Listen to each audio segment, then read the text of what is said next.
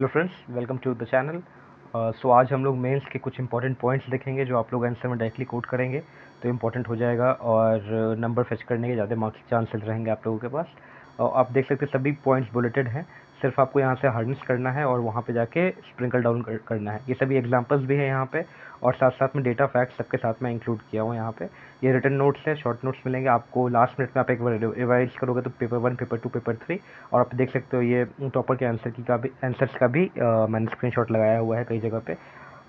तो ये एक तरीक़ा से इम्पोर्टेंट बन जाता है अंतिम मिनट के रिवीजन के लिए। शॉर्ट पॉइंट्स में है, शॉर्ट टर्मिनोलॉजीज़ में मैंने ट्राई किया है कि आपके लिए एक कुछ नया करके लाऊं जो आपको अंतिम समय में काम आए। ठीक है, टाइम वेस्ट नहीं करते, जल्दी जल्दी पढ़ लेते हैं और 3-4 बार रिवाइज भी कर लेंगे जिसके कारण आपको आसानी होगा समझने में भी।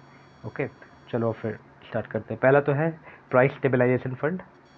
ठीक है, ये एग्रीकल्चर के सेक्टर में हम लोग यूज़ करते हैं। अब इसको आप कहाँ कोट कर सकते हैं, ये तो एक लाइन मैंने लिख दिया है, कहाँ पे कोट करोगे आप इसको? जब भी एग्रीकल्चर का आएगा ना कि मॉडर्नाइजेशन ऑफ एग्रीकल्चर के बारे में अगर क्वेश्चन आ गया या फिर आ गया कि एग्रीकल्चर में आप क्या क्या एडवांसमेंट कर सकते हो जिसकी वजह से हमारा डबल ऑफ इनकम हो जाए एग्रीकल्चर के फार्मर्स का।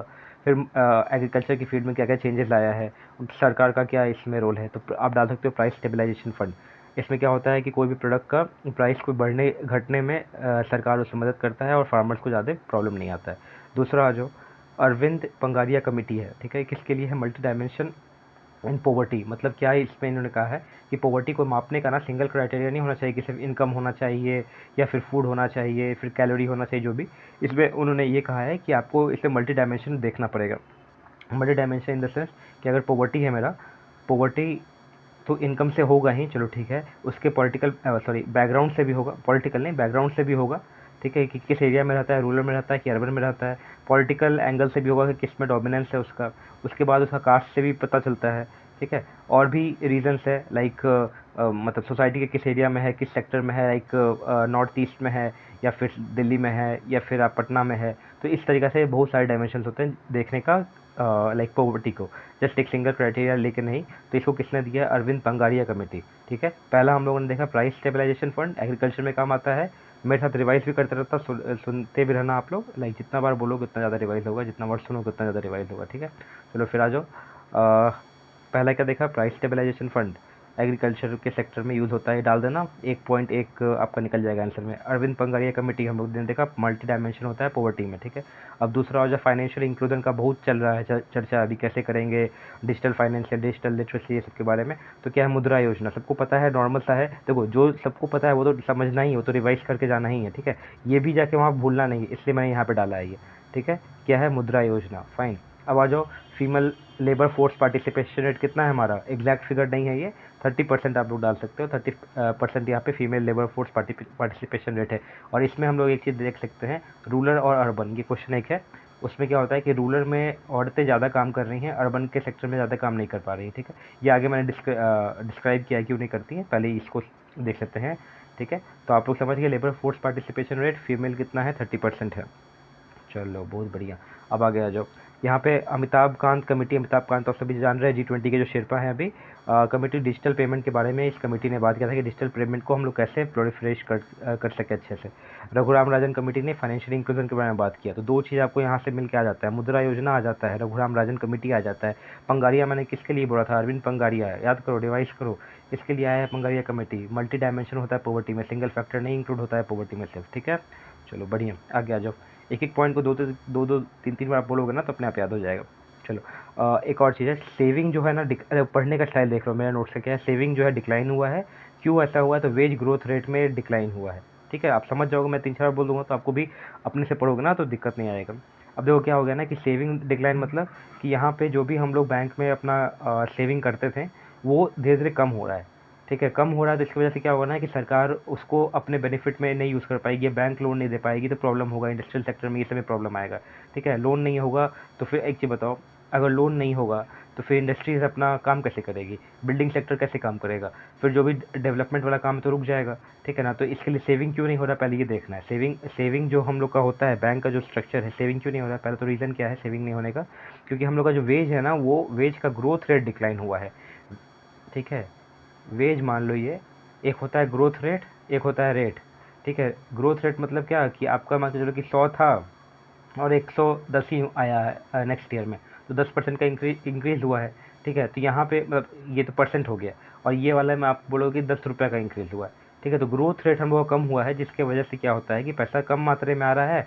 तो फिर एक और चीज़, ग्रोथ रेट मतलब कम हुआ, इसकी वजह से इन्फ्लेशन भी बढ़ रहा है हम लोग का। इन्फ्लेशन तो है ही, खर्चा ज़्यादा है, सेविंग कैसे हो पाएगा, ठीक है। तो सबको मैनेज करने के लिए हम लोग ये डाल सकते हैं। आप इसको किस में डाल सकते हैं, जब भी इकोनॉमी का सेक्शन आएगा ना, तो आप ये डाल सकते हैं, इंफ्रास्ट्रक्चर में डाल सकते हैं कि यार क्यों नहीं ऐसा प्रॉब्लम हो रहा है। तो आप ये डाल सकते हैं कि सेविंग का डिक्लाइन हो रहा है, इसकी वजह से बैंक में पैसा उतना नहीं है जो इंफ्रास्ट्रक्चर में हम लोग डाल पाएँ। इसकी वजह से बैंक ने क्या लाया है, नेशनल मोनेटाइजेशन फंड लाया है। सब कुछ इंटर रिलेटेड करके पढ़ते हैं तो आसानी से याद भी रहेगा, स्टोरी फॉर्म में पढ़ेंगे, ठीक है। अब बताना मेरे को, अरविंद पंगारिया कहाँ पढ़े थे, multi dimension in poverty.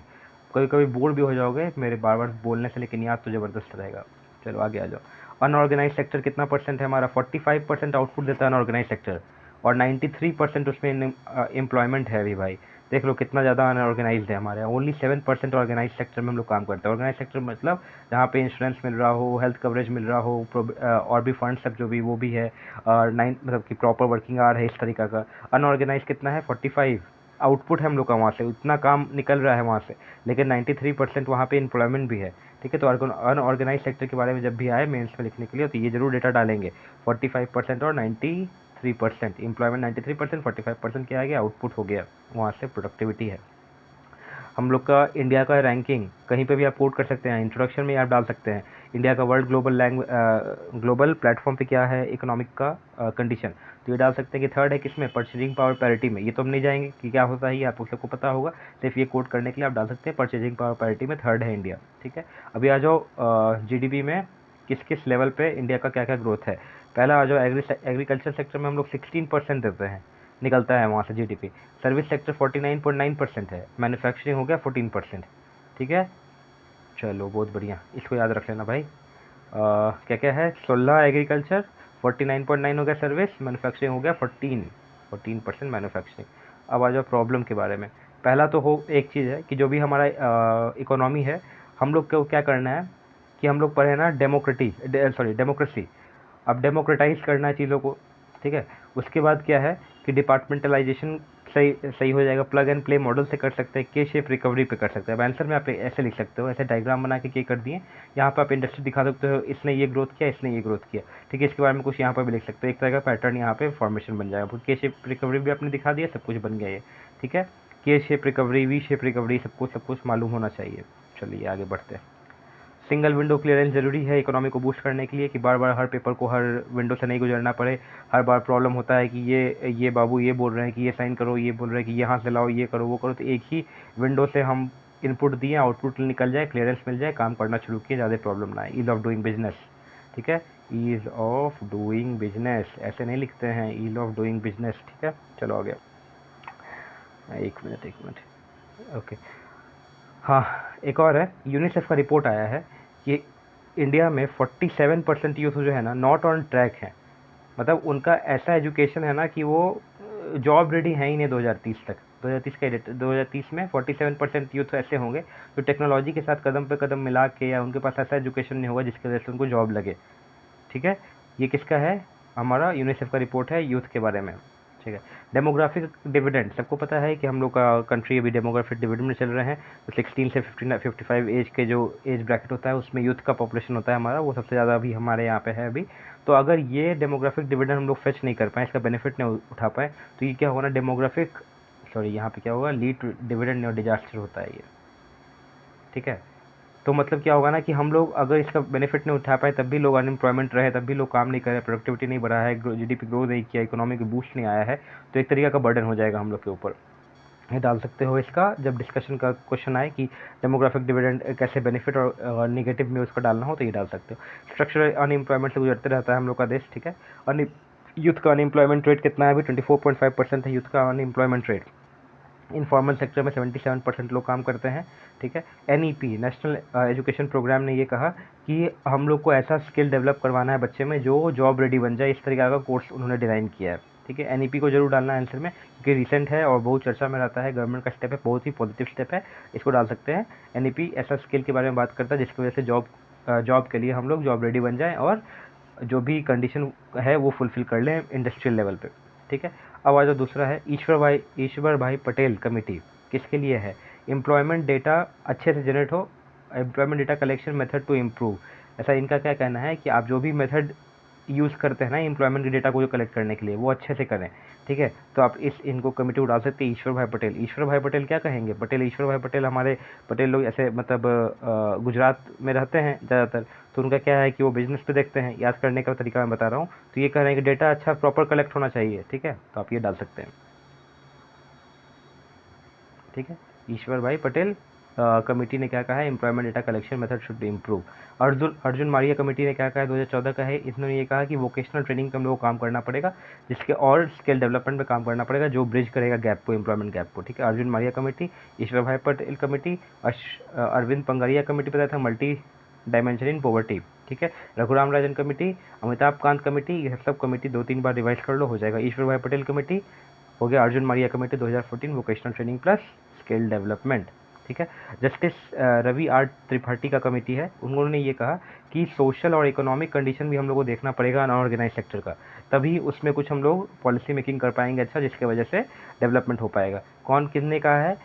Justice Ravi are Tripathi, ठीक है। इसका मतलब क्या हो गया? सोशल और इकोनॉमिक कंडीशन को भी देखना है किसमें? अनऑर्गेनाइज सेक्टर में, ठीक है। अर्जुन सेन गुप्ता कमेटी, इन्होंने ये कहा कि एम्प्लॉयमेंट और अनऑर्गेनाइज सेक्टर के बारे में इन्होंने बात किया है, ठीक है। अब आ जाओ, अन्नपूर्णा स्कीम क्या होता है? ये होता है वुमेन को एसएचजी मतलब होता है ना, सेल्फ हेल्प ग्रुप, उसमें डेवलपमेंट के लिए है, ठीक है। श्रम योगी मानधन योजना हो गया, पीएम दक्ष हो गया, स्किल डेवलपमेंट के लिए है, कौशल विकास प्रोग्राम हो गया, कौशल विकास योजना, ठीक है। ये सभी अनऑर्गेनाइज सेक्टर मतलब कि एम्प्लॉयमेंट का अगर कुछ क्वेश्चन आया तो इसमें आप डाल सकते हैं किस तरीके से गवर्नमेंट स्टेप्स उठा रही है। पहला आप क्या डालेंगे? अन्नपूर्णा स्कीम किसके लिए है? तो वुमेन के लिए। श्रम योगी मानधन डाल दिए, श्रम योगी मानधन। पीएम दक्ष किसके लिए होगा? स्किल डेवलपमेंट के लिए, स्किल डेवलपमेंट मैंने लिख दिया यहाँ पे। और कौशल विकास योजना, कौशल विकास योजना, ठीक है।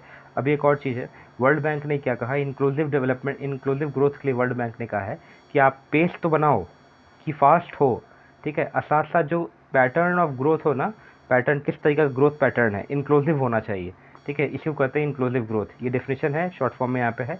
Pace and pattern of growth interlinked होना चाहिए, ठीक है। देखो यहाँ पे, pace and pattern of growth interlinked set by World Bank for inclusive growth, ठीक है। इंक्लूसिव डेवलपमेंट इंडेक्स में जो हमारा वर्ल्ड इकोनॉमिक फोरम निकालता है, इंक्लूसिव डेवलपमेंट इंडेक्स क्या होता है भाई? इंक्लूसिव डेवलपमेंट इंडेक्स ये वर्ल्ड इकोनॉमिक फोरम निकालता है, जिसमें इंडिया 62 रैंक पे है 74 कंट्रीज़ में। लीस्ट इंक्लूसिव है G20 के अंदर में। G20 के जितने भी देश है ना, उसके अंदर में हम लोग उसके मतलब 62 रैंक है हमारा 74 लोग में। इंक्लूसिव डेवलपमेंट इंडेक्स कौन निकालता है? वर्ल्ड इकोनॉमिक फोरम निकालता है, ठीक है। और वर्ल्ड बैंक ने क्या कहा है कि पेस के साथ साथ हम लोग को ग्रोथ का जो पैटर्न है, पेस तो है ही, पेस के साथ साथ ग्रोथ पैटर्न को भी साथ में लेके चलेंगे तभी इंक्लूसिव ग्रोथ होगा हमारा, ठीक है। चलो ओके, अब आ जाओ एलडीजी के बारे में देख लेते हैं। एलडीजी जल्दी जल्दी 5-6 एलडीजी को याद कर लेंगे, सब तो नहीं है यहाँ पे, लेकिन जो भी है आप अगर इतना भी याद कर लेंगे तो आंसर में आप कम से कम नहीं तो इस नोट से आपको 10 नंबर का इंक्रीमेंट मिलेगा। ज़्यादा नहीं बोलूँगा मैं। एलडीजी 8 मतलब क्या होगा? डिसेंट वर्क और इकोनॉमिक ग्रोथ। आप यहाँ पे देख रहे हैं ना, जो भी चीज़ है सभी इकोनॉमी के रिलेटेड है यहाँ पे, ठीक है। डिसेंट वर्क और इकोनॉमिक ग्रोथ के बारे में कौन बात करता है? एलडीजी 8 बात करता है। क्या होना चाहिए? वर्क जो होना चाहिए डिसेंट होना चाहिए, ऐसा नहीं कि कुछ भी आप काम दे दो, और इकोनॉमिक ग्रोथ भी होना चाहिए, इसके बारे में काम किया। इसके बारे में कौन बोलता है? तो एलडीजी 8 बोलता है। रीजनल आप ये सब डाल सकते हैं, ठीक है। ये सब मैंने टर्म्स जस्ट डाला है। रीजनल डिस्पैरिटी को रिड्यूस करना है, बॉटम अप अप्रोच होना चाहिए हम लोग का। 11th 5 ईयर प्लान में ना पहली बार इंक्लूसिव ग्रोथ पे बात हुआ था, तो अगर इंक्लूसिव ग्रोथ का आ गया इंट्रोडक्शन में मतलब कि क्वेश्चन में, और इंक्लूसिव ग्रोथ के बारे में पूछा हुआ है, तो इस तरीके से आप मतलब इंट्रोड्यूस कर सकते हो कि as it was started in 11th 5 year plan, so from there onwards we have grown this many times and these were the data। इस तरीके से आप कुछ इंट्रोड्यूस कर सकते हो। तो ये हिस्टोरिकल फैक्ट है, 11th 5 year plan में फर्स्ट टाइम इंक्लूसिव ग्रोथ के बारे में बात हुआ था। चलो, न्यू इंडिया @75 नीति आयोग है, इन्होंने मतलब कि डॉक्यूमेंट है, इन्होंने लॉन्च किया। इसमें क्या बोल रहे हैं? फॉर मोर इंक्लूसिविटी बढ़ना चाहिए, और टेक्नोलॉजी को लेवरेज करके हम लोग इंक्लूसिव और बनते हैं, ठीक है। चलो, जनधन योजना सबको डालेंगे, फाइनेंशियल इंक्लूजन में मुद्रा योजना सबको डालेंगे, रघुराम राजन कमेटी सबको डालेंगे, अरविंद पंगारिया बताएंगे, अमिताभ कांत कमेटी डालेंगे, उर्जित पटेल कमेटी डालेंगे, सब कुछ यहाँ पे है, ठीक है। अब आ जाओ, जनधन योजना बता दिया, जैम ट्रिनिटी बता दिया, ठीक है। फिर है skill development for urban poor.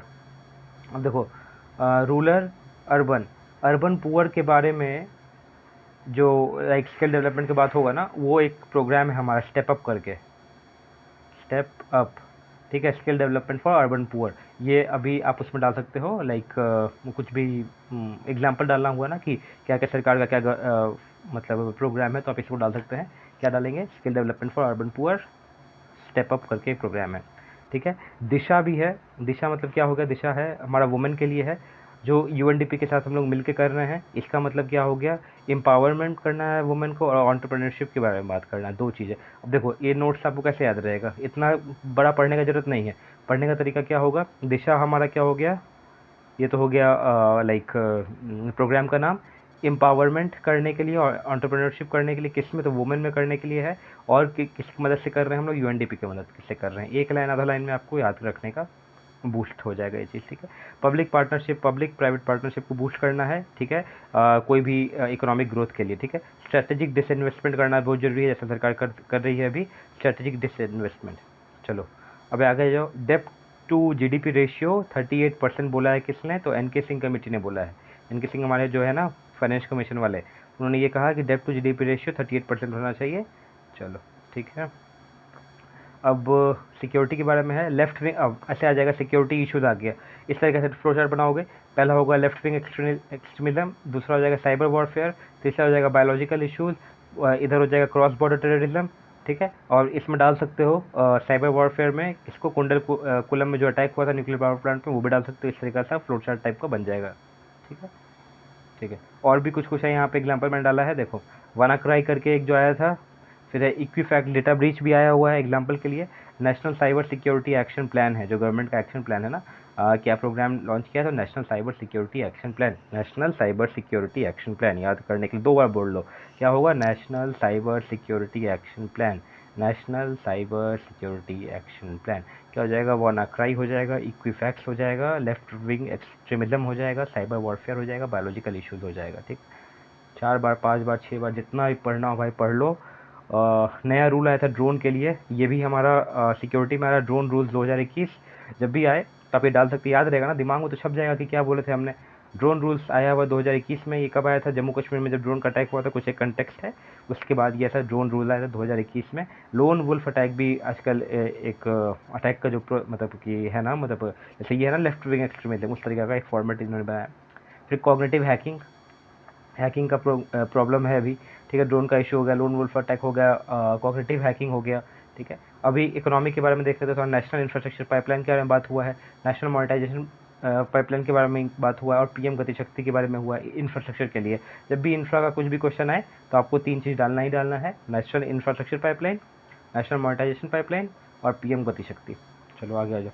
Economic survey 5 page है भाई, अभी तो एक ही पेज हुआ है, 15 मिनट और भी करना है। इकोनॉमिक सर्वे रिपोर्ट में क्या आया ना कि हम लोग को कम से कम 4.5 ट्रिलियन का इन्वेस्टमेंट चाहिए मॉडर्नाइजेशन और इंफ्रास्ट्रक्चर डेवलपमेंट के लिए।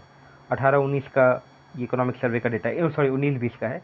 तो कितना चाहिए? 4.5 ट्रिलियन डॉलर इन्वेस्टमेंट होना चाहिए, किसके लिए? मॉडर्नाइजेशन और हमारा इकोनॉमिक इंफ्रास्ट्रक्चर डेवलपमेंट के लिए, ठीक है। अभी प्रॉब्लम क्या क्या आता है? पहले तो लैक ऑफ फंड हो जाता है, फंड ही नहीं रहता है, ट्विन बैलेंस शीट प्रॉब्लम से गुजरते रहता है बैंक्स।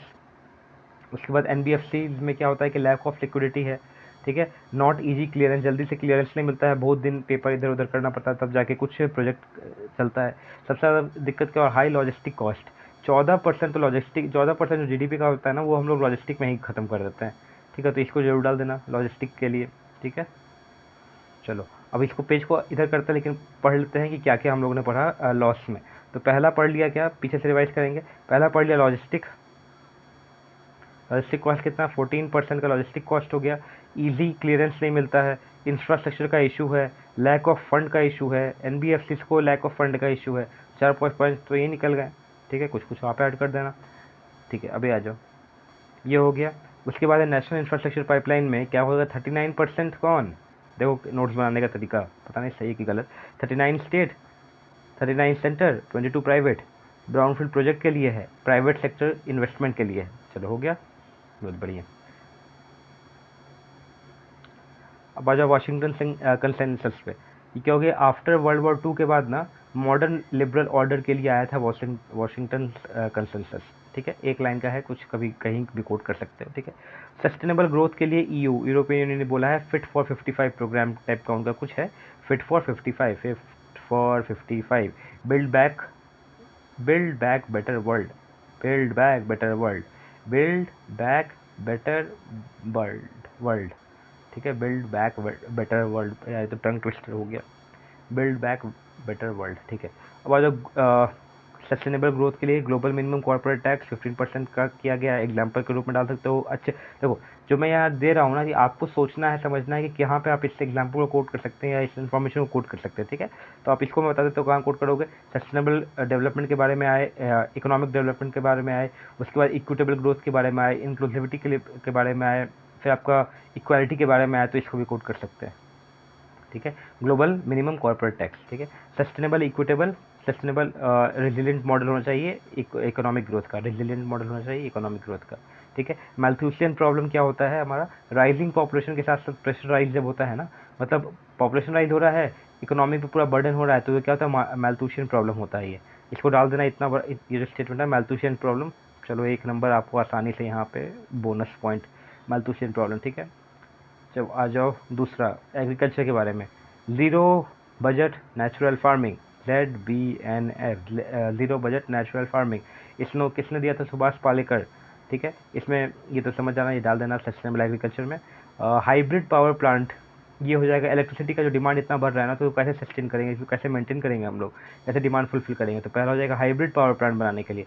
मतलब क्या है ना, कि सुबह में इलेक्ट्रिसिटी हमारा सोलर से निकल रहा है, शाम में हाइड्रो से निकल रहा है, इस तरीके का, मतलब हाइब्रिड टाइप का, ठीक है, हाइब्रिड मॉडल।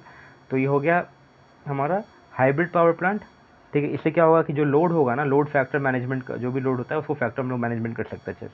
शैडो पैंडेमिक मतलब क्या होता है, हेल्थ, मेंटल हेल्थ और हेल्थ इश्यूज़ के बारे में तो क्वेश्चन आते रहता है, तो आप इसको टर्म दे सकते हो शैडो पैंडेमिक, ठीक है। भारत नेट, डिजिटल डिवाइड को दूर करने के लिए, ठीक है। मेंटल हेल्थ के लिए मनोदर्पण ऐप है, चलो बढ़िया। सेंडाई फ्रेमवर्क डिजास्टर के लिए है, ठीक है। और सेंडाई में क्या बोलते हैं, जैसे सेंडाई को इधर लिख लेना, बता रहा हूँ, जैसे सेंडाई को इधर लिखे, इधर लिखना प्रिपेयर, पहले प्रिपेयर होंगे ना, उसके बाद क्या करेंगे, प्रिवेंट करेंगे, प्रिवेंट के बाद क्या होगा, रिकवरी होगा, रिकवरी के बाद मिटिगेशन होगा, कि ख़त्म कर दिए, ठीक है। तो इधर से प्रिपेयर के बाद प्रिवेंशन, प्रिवेंशन के बाद आपका रिकवरी, रिकवरी के बाद mitigation, prepare, prevention, recovery, mitigation, ठीक है। 4 बार 5 बार बोल लोगे अपने आप याद हो जाएगा, या 4 बार 5 बार सुन लोगे तब भी याद हो जाएगा। क्या क्या बताया मैंने, प्रिपेयर, प्रिवेंशन, ये होगा क्या, रिकवरी, ये हो गया मिटिगेशन, चलो बढ़िया। अब आ जाओ, एक टर्म है soil profile management. Soil profile management मतलब क्या, कि सॉइल के अंदर जो भी कंपोनेंट्स है ना, उसको अच्छे से मैनेज करना है, जैसे कैल्शियम हो गया, फॉस्फोरस हो गया, उस तरीका से, यानी एक्सेसिव का सॉल्ट भी नहीं होना चाहिए उसमें। सॉइल प्रोफाइल मैनेजमेंट, एक अगर सॉइल के बारे में पूछा जाए तो ये डाल सकते हो कि we should maintain the soil profile, ठीक है, थोड़ा अट्रैक्टिव हो जाएगा आंसर, ठीक है, लगेगा कि यार बहुत नॉलेजेबल हो। पावर डिस्कॉम्स के बारे में देख सकते हैं, पावर डिस्कॉम में क्या प्रॉब्लम चल रहा है, एग्रीगेट एंड टेक्निकल लॉसेस का प्रॉब्लम चल रहा है, पावर लॉस में ये प्रॉब्लम हो रहा है। हम लोग का कोल का अवेलेबिलिटी बहुत लो है, कभी बारिश हो जाता है तो कोल वेट हो जाता है, जिसकी वजह से प्रोडक्शन नहीं हो पाता है। लॉजिस्टिक का इशू हमारा बताया था ना, 14% GDP का खर्च हो जाता है, लॉजिस्टिक में खर्च हो जाता है, तो ये सब हम लोग डाल सकते हैं अगर किसका प्रॉब्लम आए तो, पावर डिस्कॉम का प्रॉब्लम आए तो, एग्रीगेट एंड टेक्निकल लॉस। और इसको दूर करने के लिए यहाँ पे बताया है हाइब्रिड पावर प्लांट, ठीक है, सब इसी डॉक्यूमेंट में मिल जाएगा। 5-6 बार कनेक्टिविटी, तो जितना इसको प्रिंट आउट निकाल लेना और पेन से रगड़ देना, पूरा इधर से उधर उधर उधर कनेक्ट कर देना, सब अपने आप समझ में आ जाएगा, ठीक है। चलो, लो अवेलेबिलिटी ऑफ कोल है यहाँ पे, ठीक है। पहला तो समझ लो कि बहुत ज़्यादा डेप्थ में चल रहे हैं, 1 लाख करोड़ का तो डेप्थ है हम लोग के ऊपर, इलेक्ट्रिसिटी वाले के ऊपर, ठीक है, जो भी डिस्कॉम्स है। पावर परचेज एग्रीमेंट मतलब क्या होता है कि सरकार ने बोला कि आपको इतना रिन्यूएबल एनर्जी खरीदना ही होगा, और रिन्यूएबल एनर्जी बहुत कॉस्टली बिकता है, क्योंकि बहुत उसका जो मेंटेनेंस और जो प्रोडक्शन कॉस्ट है वो ज़्यादा है, तो इसकी वजह से पावर परचेज एग्रीमेंट पे जो भी डिस्कॉम्स हैं मैंडेटरी, तो उनको बहुत ज़्यादा इशू हो रहा है, पूरा लॉस में चल रहे हैं, ठीक है। चलो एक बार फिर समझ लो क्यों लॉस में, पहला तो हो गया aggregate and technical loss, power discoms को क्या करना होगा, हाइब्रिड करना होगा। उसके बाद है कोल का अवेलेबिलिटी बहुत कम है, डेप्थ बहुत ज़्यादा हो गया, 1 लाख करोड़ का डेप्थ हो गया, पावर परचेज एग्रीमेंट के तहत उनको मैंडेटरीली खरीदना पड़ता है रिन्यूएबल एनर्जी जो हमारा बहुत कॉस्टली होता है, जिसकी वजह से उनका डेप्थ बढ़ते जा रहा है। चलो आ जाओ प्राइवेटाइजेशन के बारे में, ये क्या लिखा है मैंने, हाँ, प्राइवेटाइजेशन अगर होगा इलेक्ट्रिसिटी वाले डिस्कॉम्स में, तो यहाँ पे न्यू टेक्नोलॉजी आएगा, देखो THE लिख दिया है, TEC होना चाहिए था, तो न्यू टेक्नोलॉजी आएगा, प्रोफेशनल मैकेनिज्म होगा, रिड्यूस गवर्नमेंट का बर्डन रिड्यूस होगा, नेट मीटरिंग हम लोग नेट मीटरिंग लगा सकते हैं जिसकी वजह से पावर थेफ्ट जो होता है ना, पावर का चोरी, वो बहुत कम हो जाएगा। ठीक है, सब्सिडी हम लोग रिड्यूस कर सकते हैं, इतना सब्सिडी देने की जरूरत नहीं है। उदय स्कीम है हमारा, स्मार्ट मीटरिंग है, structural reform in power sector. देख रहे हो यहाँ पे भाई साहब, एक मिनट देखो, यहाँ से अगर देखें किधर क्या, यहाँ से देखो, यहाँ से यहाँ तक, हाँ सॉरी, यहाँ से यहाँ तक आपको सब कुछ मिल जा रहा है एक ही छत के नीचे 4 लाइन में पावर के बारे में। पावर का सबसे पहले एग्रीगेट एंड टेक्निकल लॉस, कोल का प्रॉब्लम, डेप्थ का प्रॉब्लम, 1 लाख करोड़ हो गया है। पावर परचेज एग्रीमेंट जो मैंडेटरी है रिन्यूएबल के लिए, बहुत ज़्यादा इशू हो रहा है। प्राइवेटाइजेशन लाएंगे, न्यू टेक्नोलॉजी आएगा, प्रोफेशनल हम लोग काम करेंगे, गवर्नमेंट का बर्डन रिड्यूस होगा, नेट मीटरिंग से हम लोग चोरी बचाएंगे, सब्सिडी कम करना है, उदय स्कीम के थ्रू स्मार्ट मीटरिंग लगा के स्ट्रक्चर रिफॉर्म करना है जिसकी वजह से पावर सेक्टर बूम करेगा। चलो छोटा सा स्टोरी में 2 बार 3 बार पढ़ लेना, हो जाएगा काम। चलो आ जाते हैं स्मार्ट एग्रीकल्चर के बारे में। स्मार्ट एग्रीकल्चर मतलब क्या होता है, जहाँ पे मैकेनाइजेशन हो और जिसकी वजह से इम्प्रूव प्रोडक्टिविटी हो। मैकेनाइजेशन मतलब क्या, कि हम लोग यार अब ऐसा हाथ से काम नहीं कर रहे हैं, मैकेनिकल इक्विपमेंट से काम कर रहे हैं, सेंसर्स लगा हुआ है, एआई का यूज़ कर रहे हैं, जीएम क्रॉप्स का यूज़ कर रहे हैं, माइक्रो इरिगेशन का यूज़ कर रहे हैं, सब तो आपको पता होगा, जल्दी आगे बढ़ेंगे।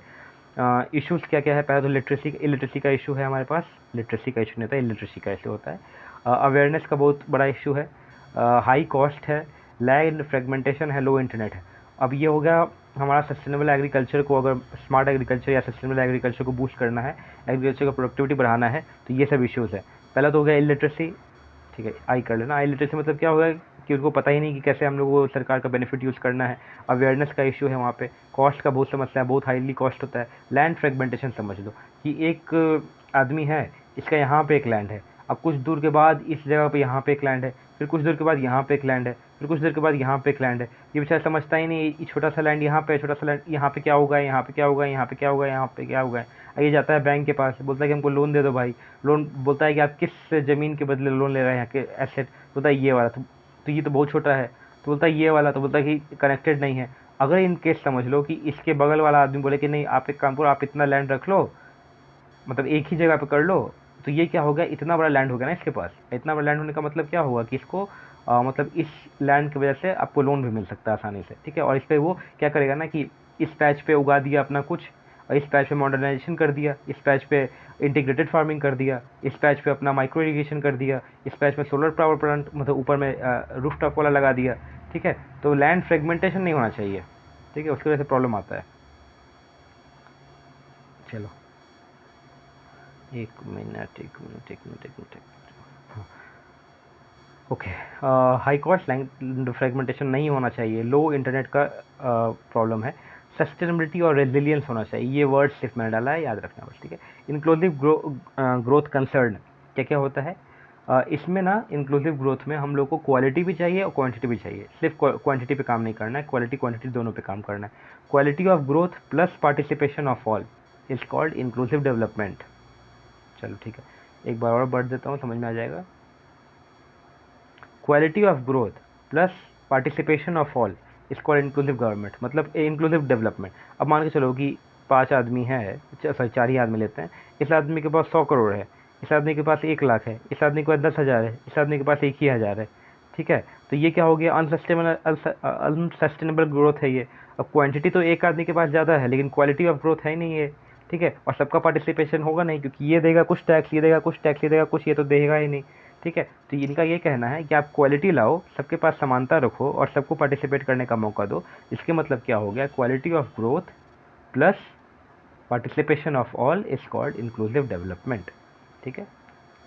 वर्ल्ड इनइक्वालिटी रिपोर्ट आया, उसमें ये बोला गया कि 1% लोग के पास ना 22% वेल्थ है इंडिया में, ठीक है।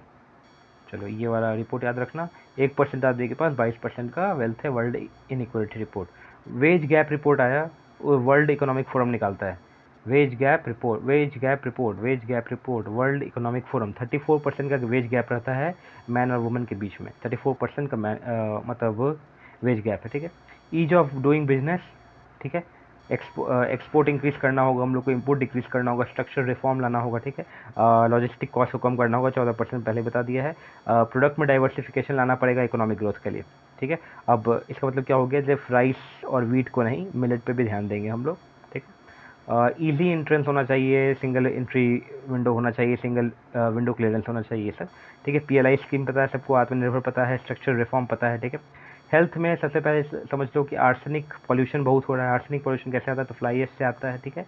फ्लाई ग्राउंड वाटर में भी रहता है, ठीक है। बायो एक्यूमुलेशन, बायो मैग्निफिकेशन सब डाल सकते हो, और ये सॉइल की फर्टिलिटी को भी रिड्यूस करता है, ये समझ लो। Green term ahead marketing, GTAM, इसका मतलब क्या होता है, पावर ट्रेडिंग प्लेटफॉर्म है ये, ठीक है। इसमें ट्रेड रिन्यूएबल एनर्जी का होता है, help household rooftop solar unit to bring down the cost. मतलब क्या है, green term ahead marketing, GTAM, sorry GTAM भी बोल सकते हो, GTAM भी बोल सकते हो। Green term ahead marketing, green term ahead marketing मतलब कि ऐसे घर है, घर के ऊपर किसी ने ये लगाया रूफटॉप, तो उसका कुछ बिजली जनरेशन हो रहा है, वो अपने घर का तो यूज़ कर रहा है, कुछ एक्स्ट्रा बच भी जाता है, उसको ये बेच सकता है, कैसे ट्रेड कर सकता है, GTAM, green term ahead marketing, green term ahead marketing, ये हम लोग यूज़ कर सकते हैं। रिन्यूएबल एनर्जी के क्वेश्चन आया तब उसमें डाल सकते हो, ठीक है। अभी आगे जो फाइनेंशियल इलिटरेसी बहुत है, इसको हमको लिटरेट करना होगा, अवेयरनेस कैंपेन करना होगा, डिजिटल इंक्लूजन करना होगा। डिजिटल इंक्लूजन का बात किसने किया है, रघुराम राजन कमेटी ने किया है, और किसने किया है, अरविंद पंगारिया ने कहा, हमारा क्या पॉवर्टी के बारे में कहा है। अशोक दलवाई कमेटी ने कहा है कि डबलिंग ऑफ फार्मर इनकम, ये आगे पे देखना है। टेक्नोलॉजी कैसे यूज़ करते हैं हम लोग, प्रोडक्शन के लिए यूज़ करेंगे, मॉनिटरिंग के लिए यूज़ करेंगे, ह्यूमैनिटेरियन असिस्टेंस के लिए यूज़ करेंगे, तो पता है सबको। थिएटर, न्यू डेवलपमेंट आर्मी में या हमारे मिलिट्री फोर्स में थिएटर कमांड आया, CDS आया, न्यूक्लियर सबमरीन INS अरिहंत लाएँ, ठीक है। सेल्फ मेड जो होता है AK-203 है हमारा रशिया के साथ कोलैबोरेशन करके, ठीक है। इन्फॉर्मेशन फ्यूज़न सेंटर हम लोगों ने ओपन किया है साइबर क्राइम को वो करने के लिए। इन्फॉर्मेशन फ्यूज़न सेंटर कहाँ है, तो गुरुग्राम में है, ठीक है। गुरुग्राम में क्या है, इंफॉर्मेशन फ्यूजन सेंटर, ठीक है। एग्रीकल्चर सेंसस हुआ, उसमें ये पाया गया कि 86% जो फार्मर है ना वो स्मॉल और मार्जिनल है, बाकी लोग बहुत बड़े हैं, मतलब लार्जर हो समझ लो। 86% हम लोग स्मॉल और मार्जिनल फार्मर हैं, इतना ज़्यादा लोग अभी स्मॉल और मार्जिनल है, ठीक। एवरेज लैंड होल्डिंग कितना है, तो 1.08 हेक्टेयर है, जो बहुत बड़ा होना चाहिए लेकिन बहुत छोटा है ये, ठीक है। लैंड फ्रेगमेंटेशन बता दिया आपको, बहुत प्रॉब्लम है, जिसके कारण लो प्रोडक्टिविटी होता है। लो प्रोडक्टिविटी के कारण क्या होता है कि छोटा छोटा लैंड है, तो लोग क्या करते हैं ना कि एक काम करते हैं कि हम ज़्यादा क्यों बेच पाने लायक उगा नहीं पाएंगे, उतना तो सहमत नहीं है, तो एक काम करेंगे अपने लिए उगा लेते हैं सर, जो कहते हैं हम लोग क्या सबसिस्टेंस एग्रीकल्चर कर लेते हैं ये, ठीक है। लोन का इशू हो जाता है। अब लैंड रिफॉर्म हम लोग को लाना बहुत ज़रूरी है, ठीक है। लैंड रिफॉर्म मतलब क्या कि लैंड रिफॉर्म आएगा ना तो लेकिन एक और प्रॉब्लम क्या है कि कोई कोई स्टेट में ना क्या होगा कि जो प्लांटेशन लैंड है ना उसको लैंड रिफॉर्म के अंदर लाना लीगल लूप होल्स है, वहाँ पे नहीं ला पा रहे हैं वो लोग, ये सब प्रॉब्लम है लैंड रिफॉर्म के अंदर, ठीक है। चलो आगे आ जाओ। स्वामीनाथन कमेटी, इन्होंने ये कहा कि ओनली 6% ऑफ MSP का बेनिफिट फार्मर उठा पाते हैं, 6% फार्मर ही MSP का बेनिफिट उठा पाते हैं और बाकी सब नहीं उठा पाते हैं, ठीक है। Swaminathan committee, only 6% farmer are getting benefit of MSP, इन्होंने ये कहा है। फूड प्रोसेसिंग इंडस्ट्री को हम लोग को बूस्ट करना है, जिसके लिए क्या क्या आया था, PMFPE formalisation of food processing industry, ये सब आया था। Food park, mega food park, ये सब आप डाल सकते हैं। और क्या बूस्ट करना है, कोऑपरेटिव फार्मिंग बूस्ट करना है, नीड लैंड रिफॉर्म, सब तो है। इंडिया है फूड सिक्योरिटी, इंडिया के पास फूड सिक्योरिटी बहुत है भाई, फूड बहुत है, लेकिन हम लोग न्यूट्रिशन में लैक कर जाते हैं, ठीक है। फूड सिक्योरिटी हम लोग तो इतना है कि हम लोग एक्सपोर्ट करते हैं ना, लेकिन क्या है कि न्यूट्रिशन उतना है ही नहीं, न्यूट्रिशन उतना है नहीं, तो क्या होगा कि 19% बच्चा हम लोग का यहाँ पे वेस्टेड रहता है, 35% जो चिल्ड्रन होता है स्टंटेड रहते हैं, ठीक है। और हम लोग को ये हिडन हंगर को रिड्यूस करना पड़ेगा, ठीक है। चलो एक बार जो यहाँ पे याद रखने का चीज़ क्या है, 19 35, 19 क्या हो गया वेस्टेड, 35 हो गया हमारा स्टंटेड, ये हो गया हमारा क्या कहते हैं इनका डेटा जो है न्यूट्रिशनल सिक्योरिटी के कारण, ठीक है। यहाँ पर एक और बार लिख दिया था, 2 बार लिख दिया कि 2 बार पढ़ो तो याद रहेगा। 19 wasted, 35% stunted. National family health survey, sorry 5 होगा, 5 का जो रिपोर्ट आया था, एक मिनट, 5 का जो रिपोर्ट आया था ना उसमें ये कहा गया है कि हमारे यहाँ जो विमेन है वो 57% विमेन एनेमिक है और 67% चिल्ड्रन यहाँ पे एनेमिक है। तो हम लोग को न्यूट्रिशन सिक्योरिटी के बारे में काम करना पड़ेगा, ऐसा नहीं, ठीक है। फूड सिक्योरिटी तो है, न्यूट्रिशन सिक्योरिटी भी काम करना पड़ेगा। इसके लिए क्या कर सकते हैं, फोर्टिफिकेशन कर सकते हैं ना। फोर्टिफिकेशन कैसे कैसे होता है, आयरन और फॉलिक एसिड वाला होता है, ठीक है। मिलेट का यूज़ कर सकते हैं, ट्रेडिशनल फार्मिंग का यूज़ कर सकते हैं, जीरो बजटिंग फार्मिंग का यूज़ कर सकते हैं, ऑर्गेनिक फार्मिंग का यूज़ कर सकते हैं, ठीक है। और सस्टेनेबल फार्मिंग का यूज़ कर सकते हैं, ठीक है। अब आ जाओ मिड डे मील तो बता दिया यहाँ पे। 3 टियर जो है हमारा 73rd और 74th जो गवर्नमेंट का 3 टियर है ना, सेंट्रल, स्टेट, और ये हो गया हमारा पंचायत वाला। इसके अंदर क्या क्या इशू होता है, तो फंड का इशू होता है, फंक्शंस का इशू होता है, फंक्शनरी इश्यूज यहाँ पर लिखा है। स्टेट इलेक्शन कमीशन बहुत वीकली काम कर रही हैं, poor implementation of Pisa act का बहुत पुअर इम्प्लीमेंटेशन है, 1996 वाले जो हैं ये सब है। पंची कमीशन ने क्या कहा कि डिवोल्यूशन ऑफ पावर होना चाहिए, ठीक है, तो ये आप इसको कोट कर सकते हैं। फिर प्रॉब्लम तो सबको पता है, उसमें क्या है कि फंड का पहला इशू है, फंक्शनरी का इशू है, ऑटोनोमी का इशू आ जाता है यहाँ पे, ठीक। अब ये आ जाओ, एक मैंने ये टॉपर के आंसर का ये निकाला मॉडल आंसर का। इन्होंने ये कहा, ये था हमारा फ्री स्पीच के बारे में इन्होंने लिखा है। उन्होंने ये कौन कौन से सेक्शन के बारे में कहा है, सेडिशन के बारे में कहा है, ये कौन सा है, IPC section 124A, sedition IPC section 124A, official sector act, secret act 1905, censorship act और इंडियन टेलीग्राफ एक्ट 1887, ठीक है। इंटरनेट शटडाउन, इससे हमारा इंटरनेट शटडाउन वाला बात है, फ्री स्पीच का है, ठीक है। एक बार ये देखो, ये सब टफ चीज़ है ना, तो 2 बार पढ़ लो, तो 2 बार पढ़ेंगे टफ चीज़ को और 1 बार फिर रिवाइज करेंगे, 3 बार हो जाएगा, काम हो जाएगा, ठीक है। सेडिशन 124A आईपीसी का सेक्शन है, ऑफिशियल सीक्रेट एक्ट 1905 का है, सेंसरशिप एक्ट ये हो गया हमारा, इंडियन टेलीग्राफ एक्ट 1887 वाला, जिसके अंदर इंटरनेट शटडाउन का बात का है, तो उसके अकॉर्डिंग ही होता है शायद, ठीक है। ये अनुराधा बसीन केस में सुप्रीम कोर्ट ने कहा कि you should prevent internet shutdown. ये हम लोग फ्री स्पीच के बारे में बात कर रहे हैं अभी, इसलिए ये सब है। क्या केस हो गया, अनुराधा बसीन केस, सुप्रीम कोर्ट ने कहा कि प्रिवेंट शटडाउन, ठीक है। सोशल ऑडिट होना चाहिए मनरेगा में, बीएन श्री कृष्णा कमेटी ने कहा था डेटा प्रोटेक्शन एक्ट के बारे में, डेटा लोकलाइजेशन होना चाहिए, स्किल ट्रेनिंग करेंगे। हम लोगों ने क्या था, दिशा देखा था, दिशा होता है वुमेन का एंटरप्रेन्योरशिप और एम्पावरमेंट यूएनडीपी के साथ, और देखा था दक्ष, देखा था पीएम दक्ष, देखा था कौशल विकास योजना देखा था हम लोगों ने।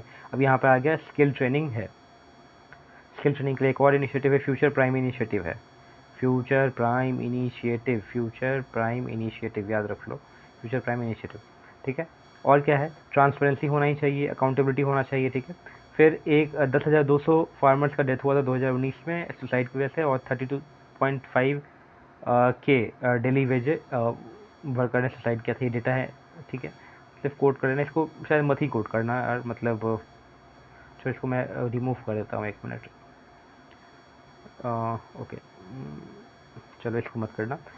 लाइव ब्रॉडकास्टिंग के बारे में देख लेते हैं।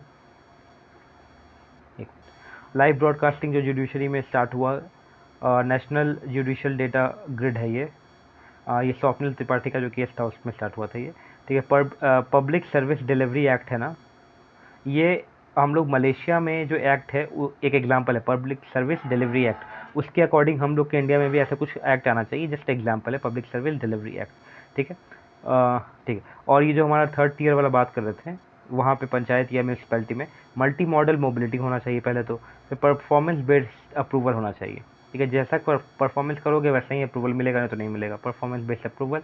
डिवोल्यूशन ऑफ फंड होना चाहिए, इनोवेटिव लैंड यूज फंड, किस तरीका से आप लैंड का यूज़ इनोवेटिव वे में कर रहे हैं, कौन सा मॉडल पे डिपेंड करता है, कौन सा मॉडल पे है, तो केरला के मॉडल पे ये वाला हम लोग ये चीज लाएं। केरला मॉडल पे क्या है, land use, innovative land use fund, innovative, sorry यार,